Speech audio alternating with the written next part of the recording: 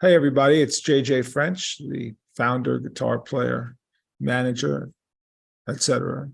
of the band Twisted Sister, and you are listening to Metal Mania. You mentioned you're the founding member, guitarist and manager for Twisted Sister, and you have been for the majority of the band's, I guess, career. There was a small hiatus there, but outside of that, you have been the business brains of the band. And was that a role that you fell into sort of, I guess not accidentally, but that you took the reins of for a particular reason? You know, I do motivational speaking, and I have a book called Twisted Business. And really the focus is I'm an accidental entrepreneur. This is not what I got into to do it. I got into the rock just to play music and to somehow, quote, become a rock star, whatever that means. But that was really that was my jumping off point. Things happen along the way, and your focus changes. And I found myself basically running the business many years ago. It's very interesting, isn't it? And I'm sure it was a steep learning curve at some points. Yeah, I go into it in my book, because when I was young, like 15 years old, I started dealing marijuana. Yeah, I told people, they should get into it. This was 50 years ago. They didn't listen to me. Now look at the business; it's gigantic. But so I started dealing, and I always had a kind of a head for doing it. And I did that for 5 years and got into heavy drugs at the same time, which I go into in my book. And that was a 5-year learning curve of dealing drugs and around the world and doing also, being involved in some very shady people and dangerous situations. And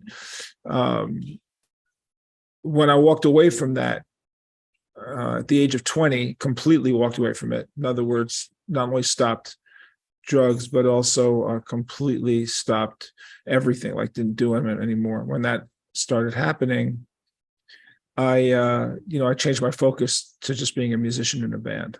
And that's just what I thought I was going to be, a musician in a band. And I had no idea what I was getting myself into. The book is called Twisted Business. You can get it on Amazon. And it tells the story of me and how the band developed over the years. It's an untold story, but if you saw the documentary, We Are Twisted Fucking Sister, that also tells a great deal of the early days, which most people are not aware of. And that really forms the foundation of the history of the band and why we got to where we got to. In 72, you auditioned for Wicked Lester, and that was back when Paul Stanley and Gene Simmons were in it. And did you want to tell us a little bit about that and how it came about? Yeah, it was just a strange story. The producer of Wicked Lester, his attorney lived in my apartment building in New York, and I was a babysitter for the attorney. And in a casual conversation, he said, "Are you looking for a band?" And I said, "Yeah." I was 20 years old. It was in June of 72. And he goes, "Well, I can get you an audition for a band called Wicked Lester." So he got me an audition, and that lasted for a couple of weeks. And then that was the end of it. And that was in June of 72. In September of 72, then I joined a different band that was doing cover songs of the Allman Brothers mostly.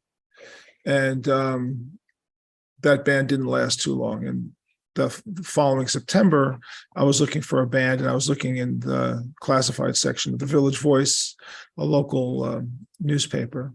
And I called the number, and it was still Gene and Paul. I don't remember whose phone it was, but anyway, I said, "Oh, you guys are still looking for a guitar player?" And they said, "Actually, no, we just got one. His name is Paul, or Ace Frehley." So I have no idea how many people auditioned during the summer. They could have gone through 10 or 20 people. I don't know. I only was involved for a couple of weeks, and that was it. It's interesting, isn't it? And then in 72, obviously you joined Silver Star, which then became Twisted Sister. And then moving along in 75, the band had some significant lineup changes. Did you want to discuss that a little? Well, in the as I get into it in the book, and when you asked me originally, what did I get into? Was management the reason? And the fact is, things happen in bands, and most bands break up, and completely dissolve. In our particular case, it was a pretty traumatic series of events. But the band was a very successful bar band, which is hard to explain to people who didn't grow up in that era, because we came from a bar circuit that you played 5 shows a night, 6 nights a week. Now, think about that. I mean, most groups have no idea what that's like. And we did a full show. We were called a show band because we changed costumes every set and played different songs. It wasn't like a set, it was like a performance. So you do 5 40-minute performances a night, 6 nights a week, usually in one room. But it's a grind, if you can imagine that. So it's hard work. It's like 30 shows a week, 120 shows a month, 1,400 shows a year. It's hard to imagine that. The drinking age was 18 and the bars were pretty big. The clubs, the bars were big. They were getting bigger over time, as a matter of fact. And that's a schedule that most people can't maintain. So if you're a drinker or you do drugs, it's hard to maintain it. And that band fell apart because of drinking of certain band members. That led to a bar fight in the end of '74, which led to a threatened shooting of one band member versus another band member. And that led to the breakup of that version of the band. There were 14 lineup changes, multiple breakups over the next 10 years to get to the version of the band that everybody knows, with Mark and Eddie and AJ and me. But between the 73, when we first started to work, I joined them at the end of 72, and 1984, when State Hungry broke, we went through multiple changes. That bar circuit, I guess, that you mentioned, obviously that ties into the impressive stat that you have, where you estimate that you've played more than 9,000 shows in your career. Well, for me, yeah, because by the time Dee joined, we had already played 3,400 shows. And then Dee came in and played once he came in, another 4,000 before we were signed to a record deal.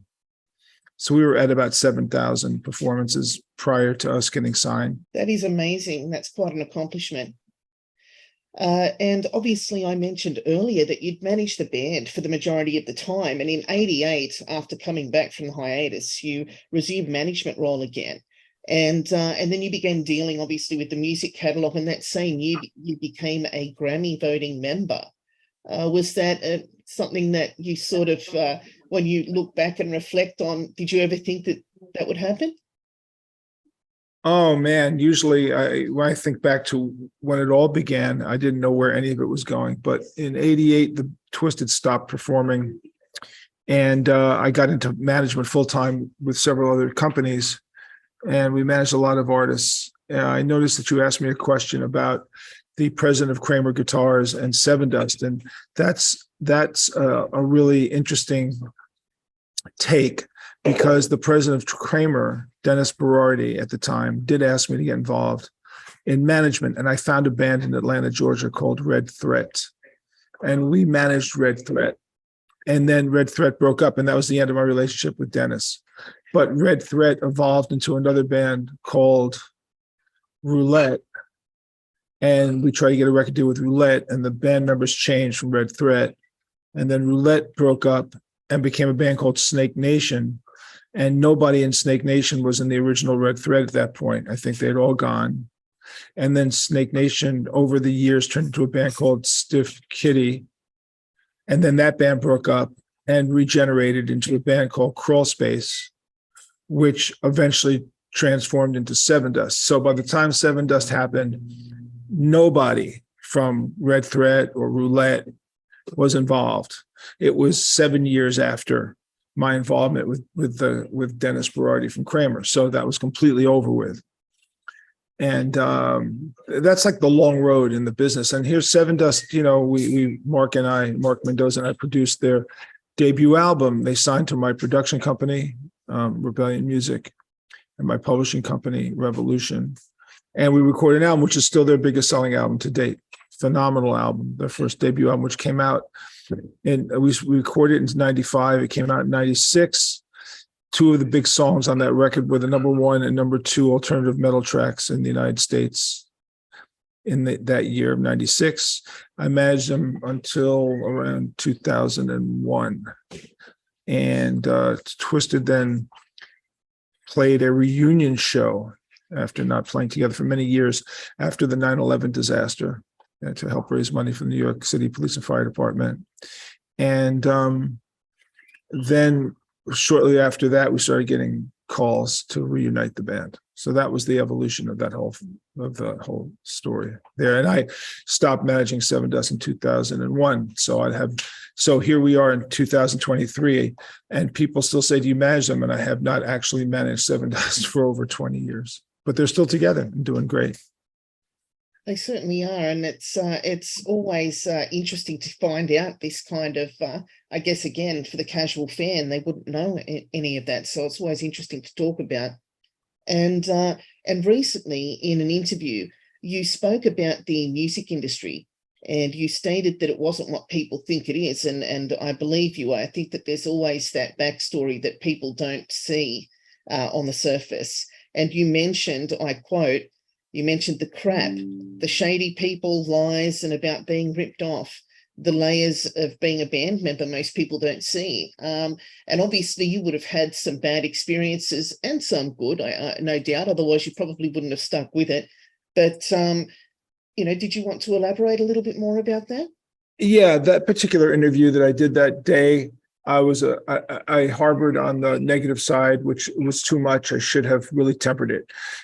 What I really was trying to say to the person was that what I thought I was getting into was not what ultimately I got into. However, as crazy as the business was and is and continues to be, it's been very good to me. I've done very well in it. And it's just that I came into it as a naive guitar player and just thinking, I'm just going to be in a band. I'll play guitar and that's it. And everyone else will do stuff for me and I'll just be in a limo and groupies and make money. And that's, I guess, the simplistic view of what I thought. And what I evolved into was a businessman who learned how to deal with the craziness of the business. And yeah, you meet a lot of weird people in this business, but if you can't learn how to negotiate around them, you're not going to succeed. And by the way, the business is really no creepier or shadier than many other businesses. The more I talk to business people who are involved in all kinds of, whether it's clothing business, the shoe companies, steel companies, insurance business, there's all sorts of hustlers and liars and manipulators everywhere. But if you want to be successful at the business, you just have to learn how to handle all that. And you have to be smart enough to negotiate yourself through it, which is why my book, Twisted Business, is the premise of the book is I teach the twisted method of reinvention by taking the word twisted and turning each letter into a learning experience, because I feel that the 7 letters of the word twisted are what made me what I am. So if you look at the letters TWISTED, you got tenacity, wisdom, inspiration, stability, trust, excellence, and discipline. And those are the 7 rules. So the simplistic fan says, oh yeah, man, it's sex, drugs, rock and roll, and fairy dust. You make a deal with the devil or something and you become successful. And I say, no, it's actually a hell of a lot of work over a long period of time. And you have to be really smart to figure it out and to get through it all. So that's really what I meant to say in that interview. It all came out a little bit too pessimistic, that interview, and it shouldn't have been. It was, hey, I just got into it thinking one thing, and I learned that it was a whole lot more than just that. If it was just that, it would have been really probably fun. But on the other hand, if it was just that, if all that was that, I wouldn't be smart enough to understand how the business is manipulating against you. And that just happens to be corporate politics and the way contracts are formed. Most musicians don't read contracts. Most musicians have no idea what's written in all the little paragraphs. You have to take all that apart. You got to read them all the time. You have to deal with it. Once you really understand it all, it becomes clear. But people take courses in college to learn it. I learned it on the job, which was much more realistic because I actually learned what did and what didn't happen to an artist by way of the deals that they signed themselves into. And I also wanted to ask that recently I noticed as well that you spoke about bands that use backing tracks, and that seems to be a lot of musicians are talking about that at the moment. And I wanted to ask something else that everyone has an opinion on, and it's varied. I wanted to ask your opinion on the Pantera reunion shows. Unfortunately, I don't have a comment about the Pantera reunion shows because I don't know much about Pantera. So I don't even know what the controversy is, that they're playing without Yes, without Dimebag, without the main players, you mean? Yes, Yeah. they're playing without the Abbott brothers and Dimebag and Benny okay. was sort of obviously long-serving. Look, this is a business issue that comes up. Bands that have been called bands that are not the bands that people think are the bands, or renamed bands, or bands that have only one original guy or whatever, that's been going on for years. It's been going on for 50 years in the music industry. The question is whether the public tolerates it or doesn't tolerate it. I don't know who owns the name Pantera. I don't know what their trademark issues are. And if the people who are using it now have the rights to it and they think the public will buy it, they'll learn. And if the public rejects it, they will learn. So that's what I have to say about it. At the end of the day, does the public believe in you enough to give you a career? And as far as backing tracks are concerned, yeah, a lot of bands are using them now because they cannot perform at the level that they used to be able to perform at when they were younger. And again, it comes down to, do the fans accept it? And if the fans accept it, then case closed. They make their money and go home. Do I have to like it? Doesn't matter if I like it or don't like it. It's the way it is. And so the bands are saying, if you want to see us, these are the conditions by which we can perform for you. And if you're willing to tolerate it, fine. And if you're not, then don't go to the show. It's kind of, the public is the ultimate vote, don't they? You can just say, no, I don't buy it.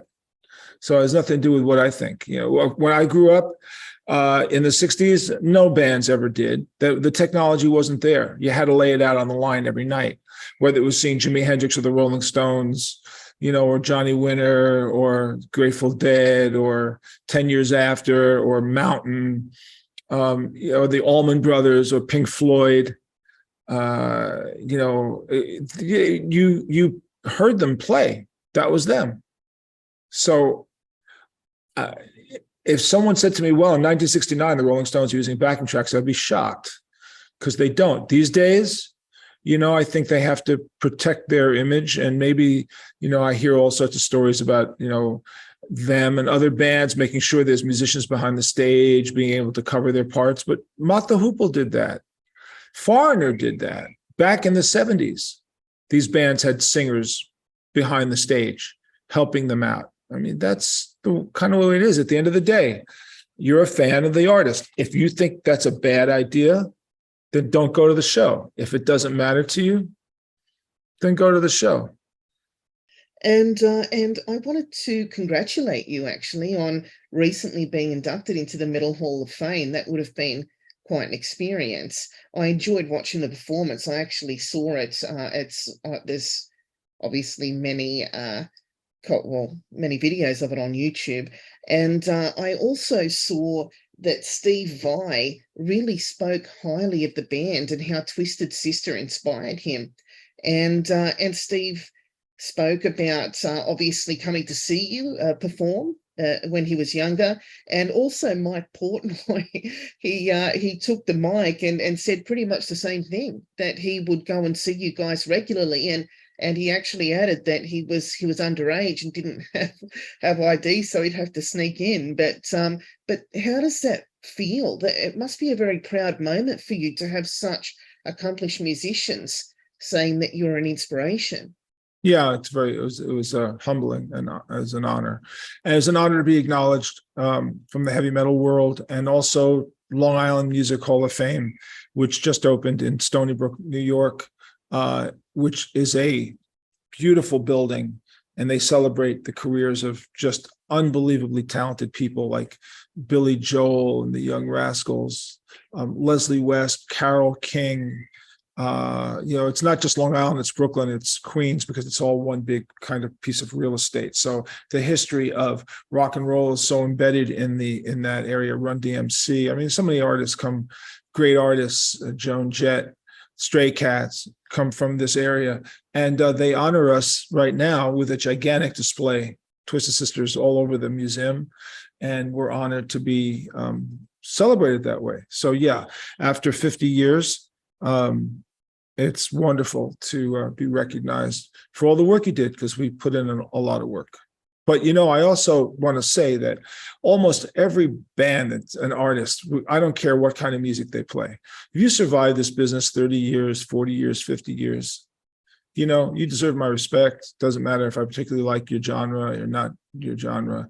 The entertainment world, the business is a tough business to be successful at. And if you manage to negotiate your way through that crazy stream and you have a career, well, more power to you. You got my respect. There's a lot of people that unfortunately do attempt to make it big in the industry, and they just are overlooked or just never make it. So it's a real accomplishment, obviously, when you do not only make it but get recognized. That's a pat on the back to you guys. And so lastly, Jay, I wanted to ask, do you have any projects in the pipeline or anything that you'd like to tell us about today? Well, I have a podcast called the JJ French Connection, JAYFRENCH, the JJ French Connection Beyond the Music. It's on Spotify, Apple, and Podcast One. I have a lot of great guests on. I have writers and actors and musicians, a lot of varied kinds of people. I love the show. So I do that. That's a new shows every week. There's I don't know, about 60 or 70 shows up right now that you can listen to. I have my book out, Twisted Business, and I do speaking engagements. And if you want to hire me for speaking engagement, you just have to go to my website, which is askjjts at Gmail, which is askjjjayjay, and the letters TS as in Twisted Sister, askjjts at gmail.com. And I'm also on Cameo, which a lot of people are on too, for personal greetings. And also people have actually asked me on Cameo to talk about a subject, and they pay you to do that, or address it to their cousin, brother, uncle, mom, dad, whose ever birthday is going on, whatever. So I'm available on Cameo on jjfrench.com. And so that's an awful lot, my speaking engagements, my podcast, my book, and I write for two magazines, Copper and Goldmine. Goldmine's a record collector magazine, and Copper is a high-end audio magazine that's an online magazine from a company called PS Audio, P as in Peter, S as in silly, PS Audio. If you put PS Audio /Copper, you'll read my my musings on certain things, movie reviews and music reviews and gear, because that's what I write about. So it takes up a great deal of my day, but I am on vacation for a month in Mexico, which is really nice to kind of get away and just kind of take it easy. After we did the Twisted Sister performance, which was a great performance, by the way, for the Heavy Metal Hall of Fame. We did reunite. We did play 3 songs with our buddy, Mike Portnoy, which was also a great thing to do. It was great to see Mike again. It was great to play again. We hadn't played since the band stopped playing 6 years ago. So it was fun to get together. It was fun to rehearse and do it. So there's a lot going on. And for people who want to know if there's a future live thing with TS, the answer is I do not know. But I will say that Twisted Sister has a 40th anniversary Under the Blade album coming out on vinyl. It's a double vinyl album. And the second album is going to have tracks that have never been released before. It's us playing cover material from the bars back in the 70s. So it's us playing Aerosmith covers and Zepp covers that we used to play that we just recently unearthed. Wow. And we're really proud of them. And that'll be on the second half of the album, which is both the original secret version of Under the Blade and a special vinyl second record of never released live stuff. So I hope everybody buys that as well. So How's that for a little bit of information? That's great. And it sounds like you're staying busy. I'm actually a vinyl collector myself, so I will be getting that 40th anniversary album when it does come out. I just want to say one more thing too, that next year is the 40th anniversary of Stay Hungry, which has sold 7 million copies worldwide. And it does celebrate the fact that Stay Hungry and I Want to Rock are the two most licensed songs in the history of heavy metal. They're in more TV shows, more commercials, more soundtracks, more movies than any other metal songs from the era. And that's one of the reasons why the band has a 50-year career, because of the ongoing interest in the band, the ongoing interest of the fans, and the fact that we've been able to create a stable business, all with everything that everyone went through, with all the changes, all the breakups, the reunions, the albums and everything else. So it's a credit to my fellow bandmates, to Dee and to Mark Mendoza and to Eddie Ojeda, the late AJ Pero, RIP, love you, AJ, and to Mike Portnoy. Without those guys, there's no me, and without you all, there's no Twisted Sister. So I'd like to thank all the fans for always their support. Thank you so much. Thank you, Metal Mania. Thank you, Deanne. I appreciate it.